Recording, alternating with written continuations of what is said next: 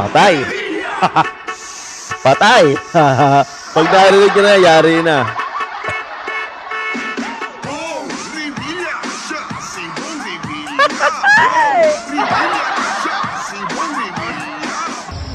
Zero daw sila. 12-0 sila eh. Kapag ka po nanalo yung team na yon, tatanggalin po nila ang Vice President. Totoo po ito. Nangyari po. Hindi totoo na kunwari gumagawa sila ng batas kaya sila nag-iimbestiga. Hindi po totoo yung huwag kayo maniwala. Sabi ko sa kanila, September 2024, you will impeach the Vice President. Di kami natatakot sa katotohanan. Boses ng masa aming pinapakinggan. Jomalon TV, isyu ng bayan, ating pag-usapan. Tunay na balita, walang kinakampihan. Sumasalamin sa katotohanan lamang, para sa mamamayan. Totoo ang laban, hindi puro drama, di rin chismisan. Lahat ng tanong may klarong kasagutan. Kasama ka dito sa diskusyon, boses mo may halaga sa solusyon. Laging alerto, mapagmatsyag, truth ang hanap. Di kami natitinag, walang palusot, walang dayaan. Tunay ang serbisyo, diretsong usapan. Jomalon TV, isyu ng bayan, ating pag-usapan. Tunay na balita, walang kinakampihan. Sumasalamin sa katotohanan lamang, para sa mamamayan. Totoo ang laban, walang kulay, walang kampi. Balita, talakayan, katotohanan, para sa bayan. Alright, what's up mga kayon? Welcome back pa rin syempre dito lang sa Joe Malone TV. Magandang umaga, hapon o gabi sa inyo lahat mga kayon. Medyo nagbago na ang konting angulo yung ano natin. Yung camera natin dito na sa taas. Okay. Isang mega love shoutout sa lahat ng mga viewers natin abroad, pati na rin dito sa lokal sa Pilipinas. Maraming salamat po sa pagsubaybay, pagtangkilik at pakikinig dito sa programa natin na issue ng bayan, ating pag-usapan. At happy birthday nga pala kay Sir Christian Esternon. Maraming salamat doon sa mga sponsor natin dyan. Maraming salamat po. Thank you so much ha. At malapit na po ang eleksyon. Today is April 29. Araw ng Martes sa Pilipinas at unting kembot na lang, botohan na ulit. Okay? Maganda tong mga pag-uusapan at talakayan natin dito. Please subscribe. Paki-double check kung nakasubscribe na kayo. Kung hindi pa naman, paki-subscribe na lang at paki-click yung bell icon sa tabi ng subscribe icon. Subscribe na rin itong Tito Jom, pati na rin itong When Tito Talks natin. Yan yung mga kabilang channel natin. Okay? Mega love shoutout sa lahat ng members natin dito sa Joe Malone TV, si Ma'am Queen O, Sir Larry Milagros Chan, Franklin Poro, Glorna Tovera, Florina Dacumos, Rose Enriquez, Mary Jane Taboada, Dina Mahos Bongo, Ma'am Lorna, Danny Ubaldo, Manik Sangko, pati na rin si JU Production. Maraming salamat ha. At mega love shoutout sa lahat ng mga viewers natin. Thank you so much. Meron tayong join membership dyan para sa mga gustong magpa-member. Kung hindi naman, okay na yung like and share, pati na rin subscribe. Paki-double check kung nakasubscribe na kayo. Okay, simulan na natin to hanggat maaga pa. Alas 7 pa lang sa akin dito. Inaagahan talaga natin yung trabaho. Mga kayon, 2 beses tayo nag-upload Hindi lang ako nakakapag-upload lately kasi inaano ko yung oras eh. Medyo pagkahapon kasi ako nag-upload, mababa yung views. Pagkagabing-gabi, mababa yung views. So inaalam ko pa yung isang oras ko. Pero definitely, 11 o'clock, meron tayong upload. So, yung isang upload natin, iniisip ko pa kung saan ko siya ilalagay.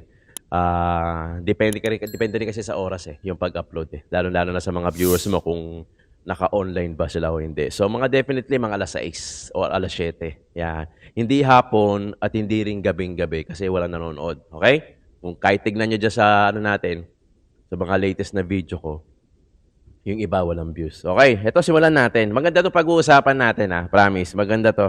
Dito medyo habang papalapit ng papalapit yung, eleksyon, kailangan natin na magkaroon ng mga tips and guides. Alam mo 'yon, para sa pagboto. Okay, unahin na natin ito. Look, from, Inquirer. Look, actress turned politician, barangay chair, Angelica de la Cruz of Longos, Malabon City was charged before the office of the Ombudsman on Monday with plunder of at least 70 million pesos from the public funds of Barangay Longos, budget ng barangay.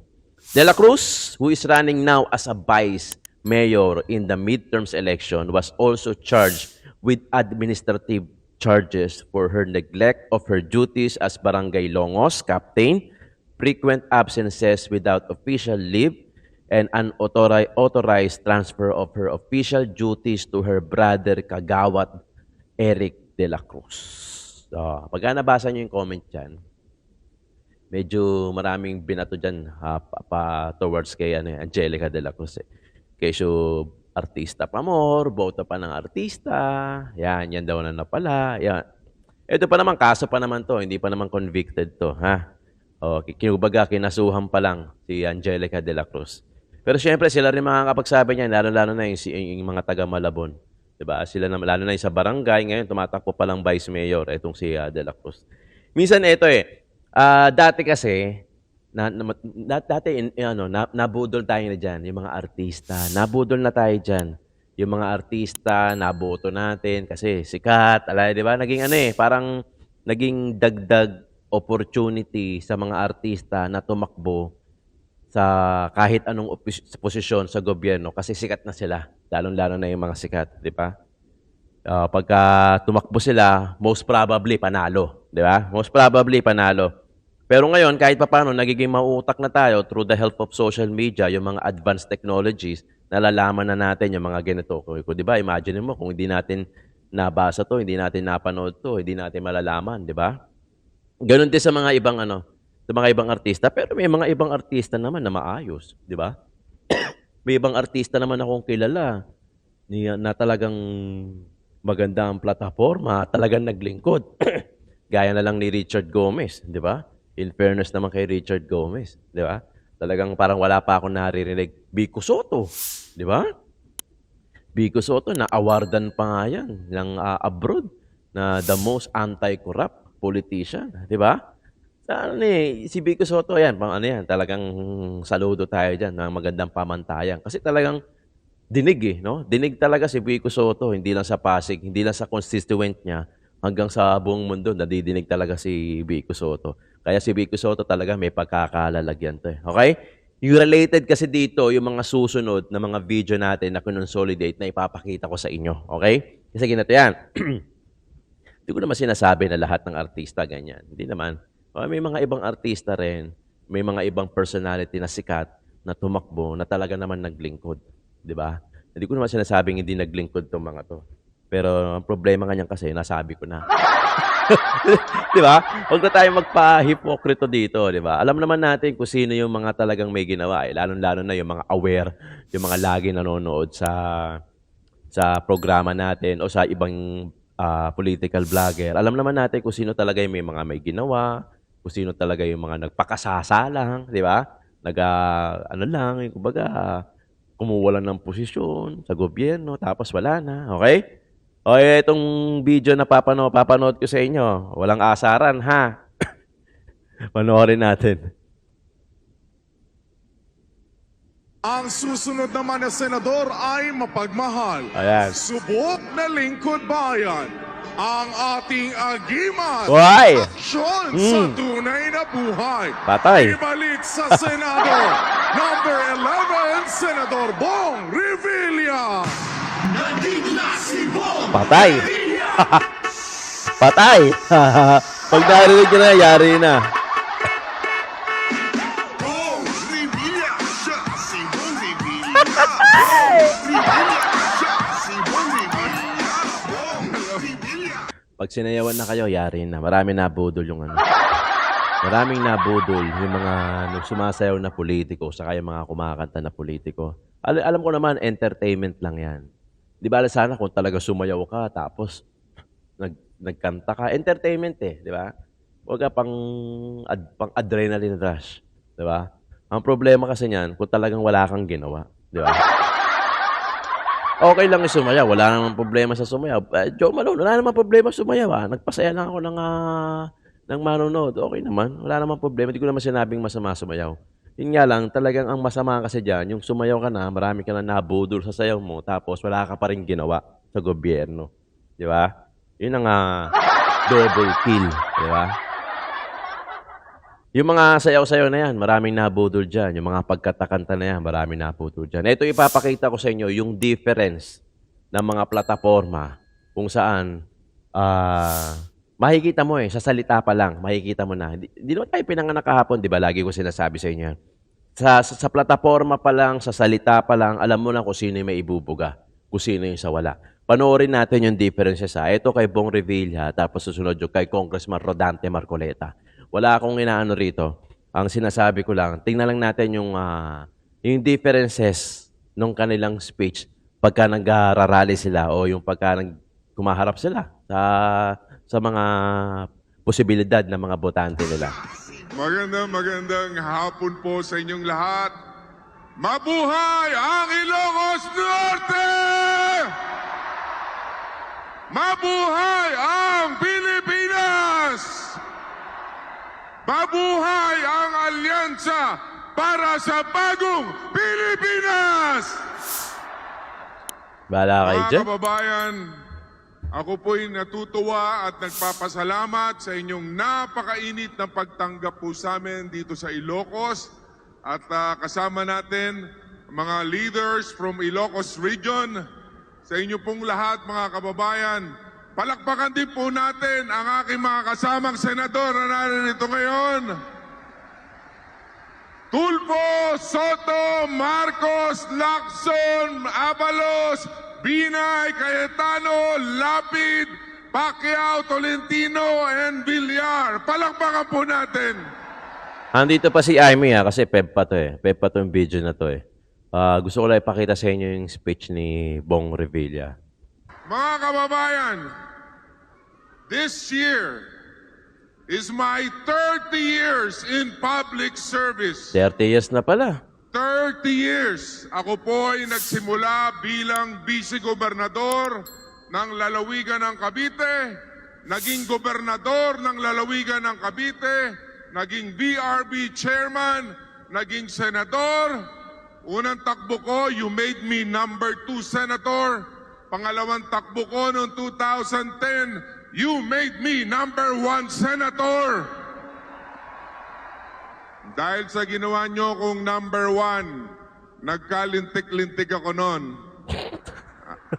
Pero ganun pa man, ang inyong lingkod ay bumangon. Grabing pagigiba, pero kahit na paano pang giba ang gawin nila, hindi tayo sumuko sa laban. Dahil ang aking paninindigan ay para sa bayan. At si Bong Revilla po ay isang mandirigma. Habang nasasaktan, lalong lumalaban. Habang natutuguan, lalong tumatapang. At habang ako'y sinusugatan nila, ako po'y lalong popogi niyan. Patay! Kaya sa inyo pong lahat, yung pong mga batas na nailathala na, yung pong lifetime validity of birth certificate, yung pong para sa ating mga lola at lolo, na yung expanded centenarian law na sinulong namin ni Manang Aimee, yung mga batas pa na nagawa ko, yung po ay alay namin para sa inyo mga kababayan. Tingnan nyo na lamang po, simula po na ako'y naluklok, nakapaghain ng 2,000 panukalang batas at nakapagpasa ng mahigit 300 na batas na ngayon na napapakinabangan nating lahat mga kababayan. Kaya sa inyo pong lahat, pasatandaan nyo, si Bong Revilla ipaglalaban ang karapatan ng bawat isa sa inyo hanggang sa huling patak ng aking dugo. Maraming salamat po, Bong Revilla, Bilis, no? number 11 sa balota. Bilis. Ito, panoorin natin, Mamaya na yung komento natin. Panoorin natin. Ito yung kay Congressman Rodante Kasi po yung Marcoleta. kabilang team, 12-0 daw sila. 12-0 sila eh. Manisya kayo.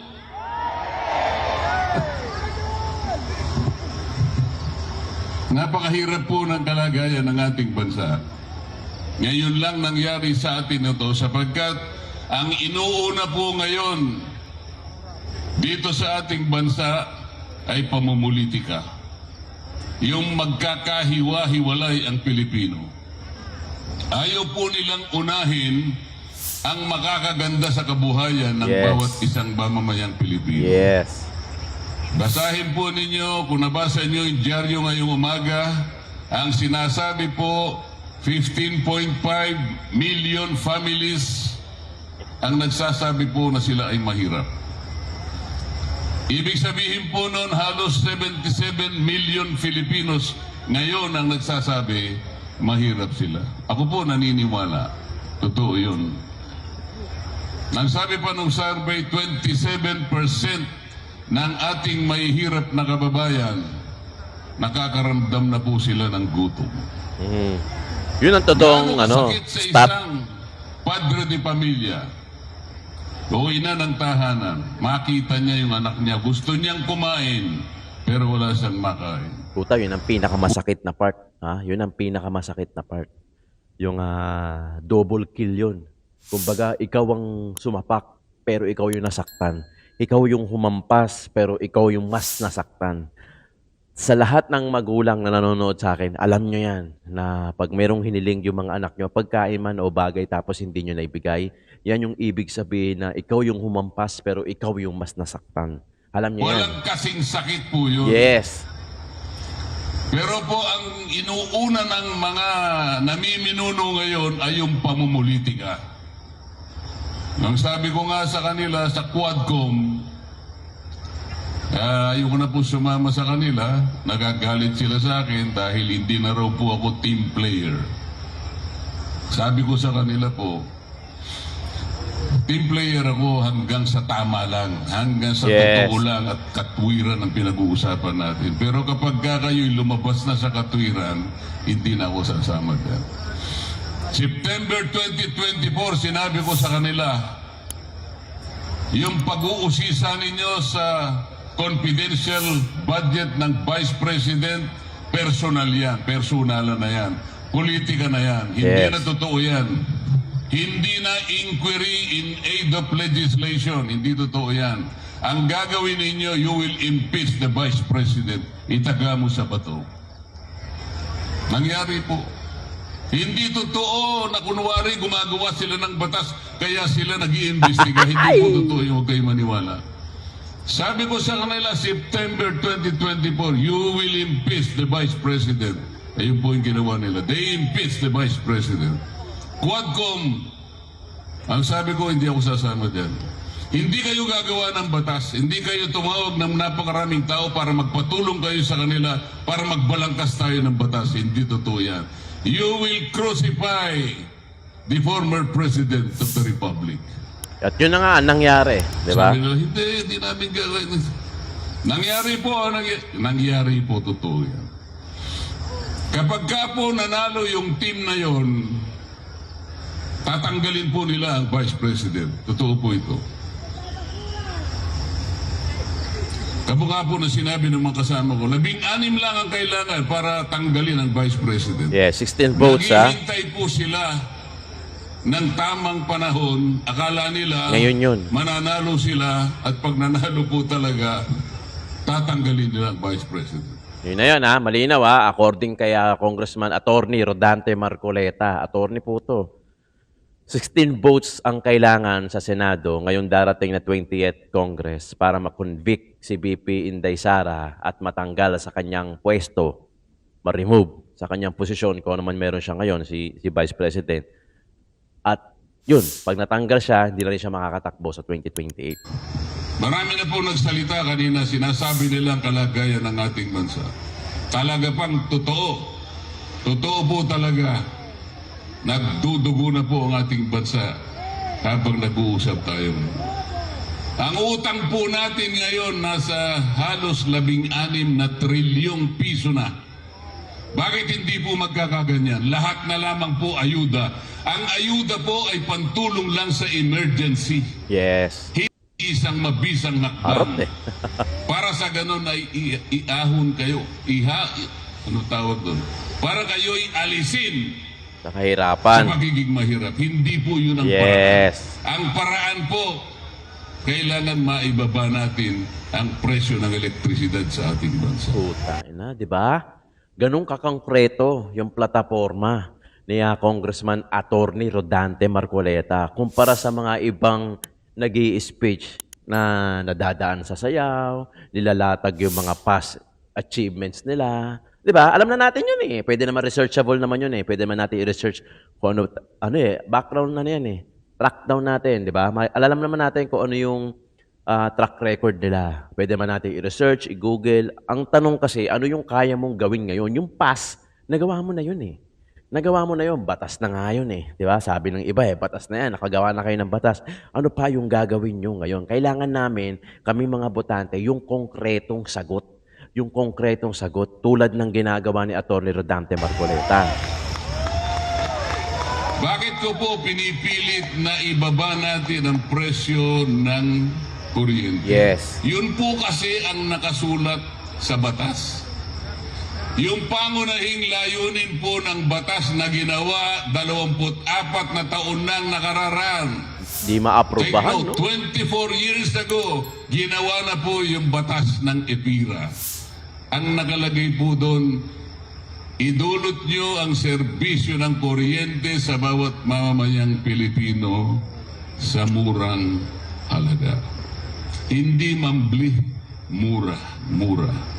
Yun ang nakasulat sa batas. Di ba? Konkretong plataforma. Kaya bakit after 24 years, baligtad ang nangyari? Ang singil ng kuryente sa ating Pataas bansa ng pataas. ang pinakamataas sa buong Asia. Patay. So for 27 years, there is a continuing violation of the law. Wala pong nagbabantay. Wala po talaga. So sino pong pipiliin natin?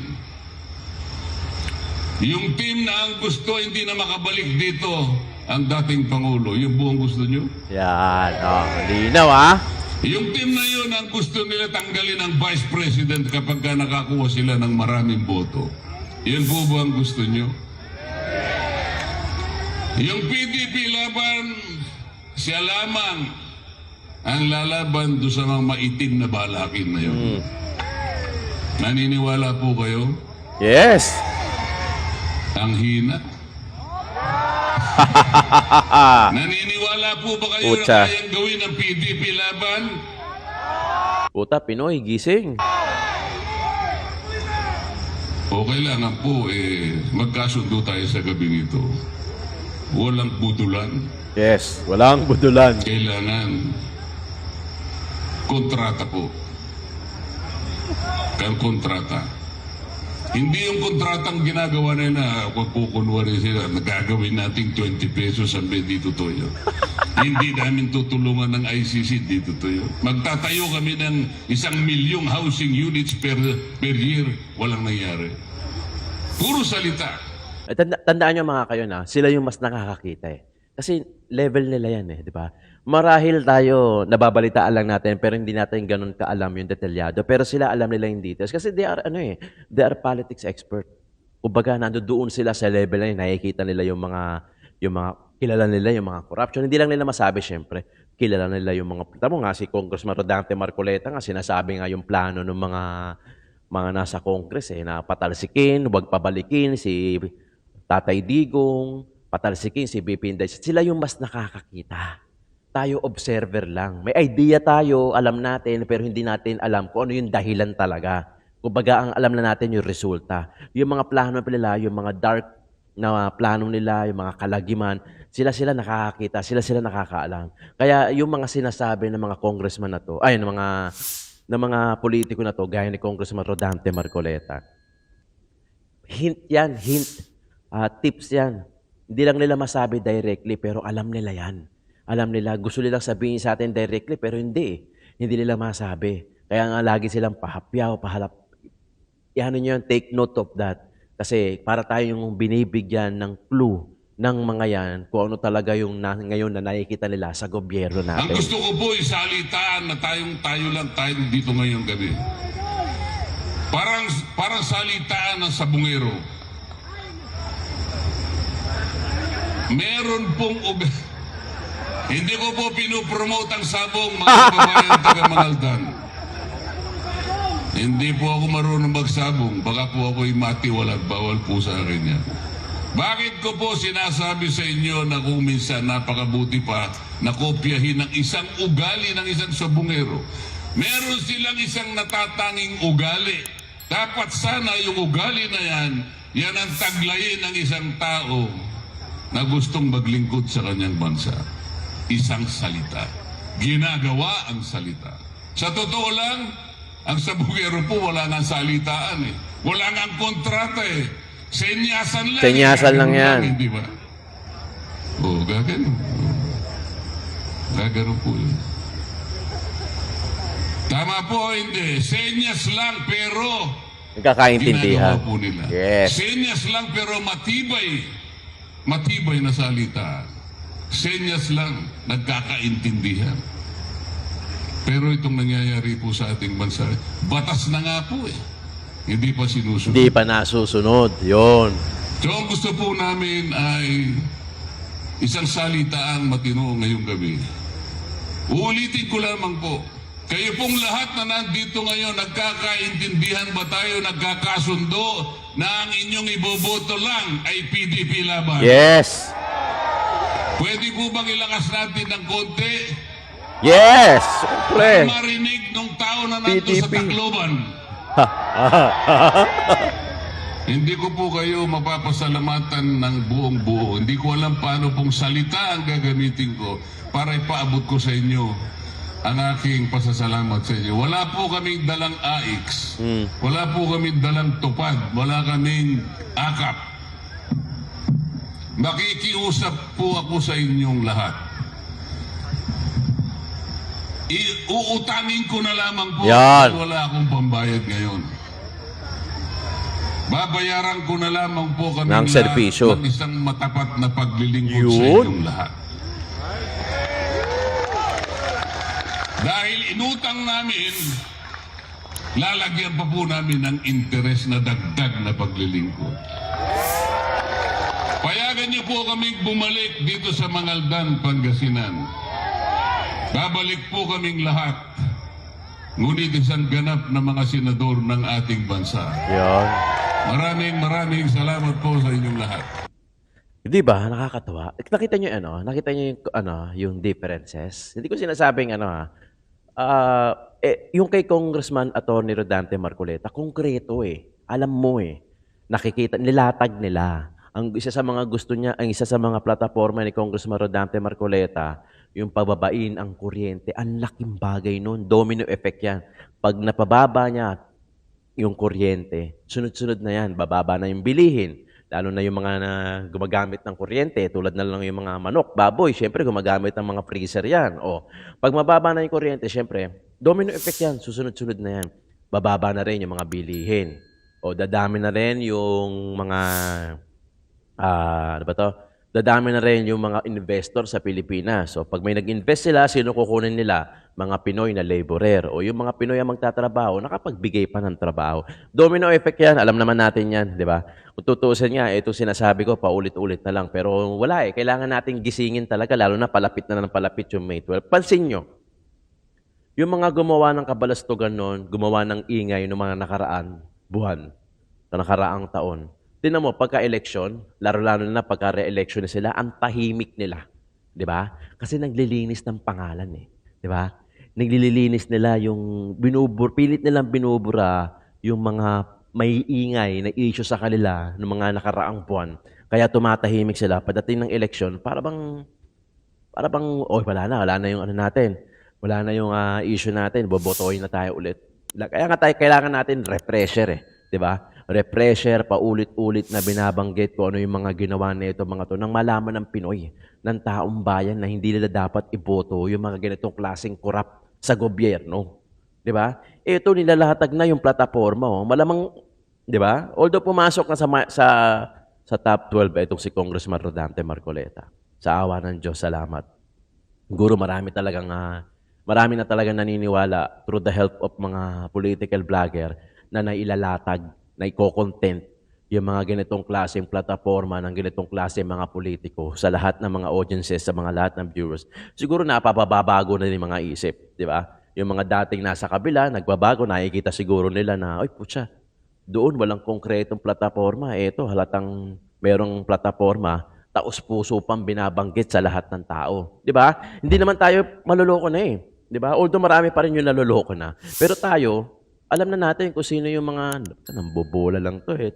Through their gesture, posture, yung mga sinasabi nila, makikita mo na eh kung sino yung tapat eh. Di ba? Kung sino yung nagsasabi ng totoo, makikita mo na. Unless talagang professional liar siya na kahit yung body language niya na napagsisinungaling na siya. Di ba? Pero kay Congressman Rodante Marco, tinan mo si Tatay Digong pag nagsalita. 'Di ba? Ramdam, tagos hanggang puso eh. Congressman Rodante Marcoleta, 'di ba? Lumabas lalo yung galing. Attorney eh. 'Yun yung sinasabi natin.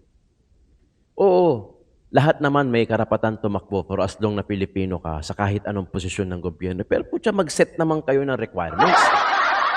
'Di ba? Sana mag-set naman kayo ng requirements, lalo-lalo na doon sa mga gumagawa ng batas. 'Di ba? Meron nga ako napanood eh. Anong difference nung isang tatakbong posisyon sa gobyerno na attorney siya doon sa isang politician na meron siyang staff na attorney. Kasi yun ang tutulong sa kanya eh. Si attorney na tumatakbo, siya at least alam niya na kung ano yung kapasidad niya, alam niya na kung ano yung gagawin niya na incline sa batas. While yung isang politician na meron lang staff na attorney, hindi niya alam.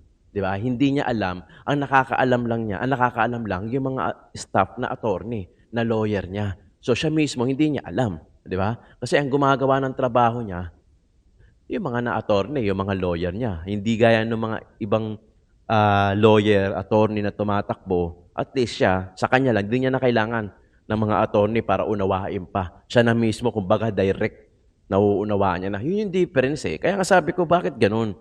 Oo naman, lahat naman ng tao may karapatan tumakbo. Lahat naman ng Pilipino may karapatan tumakbo sa sarili niyang bayan at makakuha ng posisyon sa gobyerno. Pero sana may requirements lang, lalong-lalo na padating sa mambabatas. 'Di ba? Kung mambabatas ka siguro, for me sana ang requirements number 1, kailangan attorney ka o lawyer ka. Kasi gumagawa ka ng batas eh. Kailangan nasa puso at isipan mo, intindi mo kung ano yung batas. Hindi yung mag-hire ka pa ng lawyer, ng attorney, tapos sila yung, sana sila lang yung tumakbo. Di ba? Sila lang yung magsasabi sa'yo, hindi mo pwedeng gawin yan kasi hindi yan naaayon sa batas. Di ba? Yun yung difference eh. I hope na-gets nyo. Di ba? Yun yung gusto natin sugatan dito.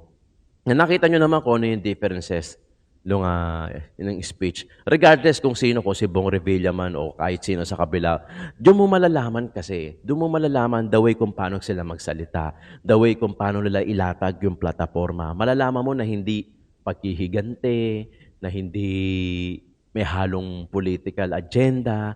Ang priority kasi dapat dito, plataforma kung saan mapapagaang yung buhay ng taong bayan, kung paano siya makakatulong. 'Di ba? Kung paano makakatulong 'yun sa gobyerno ng Pilipinas. Tignan niyo yung komento, yung plataporma ni Rodante Marcoleta. For example, pababain ng kuryente. Ang laking bagay niyan, alam niyo 'yan. Ang laking bagay niyan, lalo na ngayon summer, lahat nagbubukas ng aircon. Siyempre, expected na yan, lalaki yung kuryente mo. Pero si Congressman Rodante Marcoleta, yun ang gusto. Tingnan mo yung sinabi ni Bong Revilla. Okay, sabihin na natin na marami siya na ipasang batas. Tama naman. Kahit tignan natin sa Wikipedia, marami naman siya na ilatag at na ilathala at nagawang batas. Pero yun, pwede nating i-research yun eh. Yun na yun mga past na nagawa mo. Ano, ang gusto na kasi natin malaman bilang botante, ano yung gagawin mo ngayon? Kasi yung ginawa mo noon, pwede naman namin i-research yan eh, o marahil yung iba, alam na namin yan. Huwag mo nang sabihin yung mga bagay na alam na namin. Ang sabihin mo yung mga bagay na hindi pa namin alam na pwede mong gawin sa gobyerno na to. Yun yung difference. For me lang hindi ko kinukutya. Sinabi ko nga na, marami naman siya nagawang batas. Pero, di ba, yun yung difference eh. Alam na namin yan.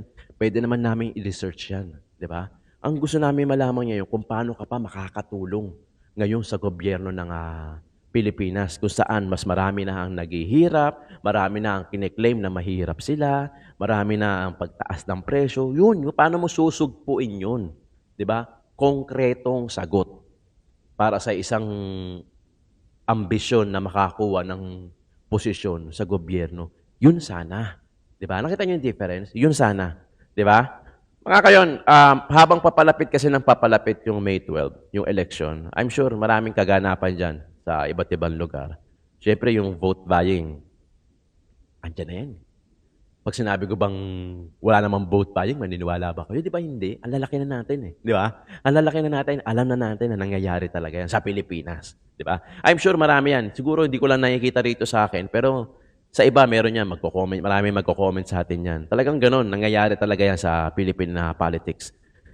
Pero ganun pa man, kung may ibinigay, tanggapin, pero dapat bilang botante, responsibilidad natin na alamin kung sino talaga yung mga may ginawa at alam natin may mga konkretong plataforma na alam natin na taong bayan yung uunahin, hindi yung posisyon, titulo o pera man, di ba, sa gobyerno. Di ba? Gising na tayo. Gising na kasi kung hindi tayo boboto ng maayos, mga kayon, ng talagang matitino, kakamatayan na lang natin to. Gusto nyo ba yon?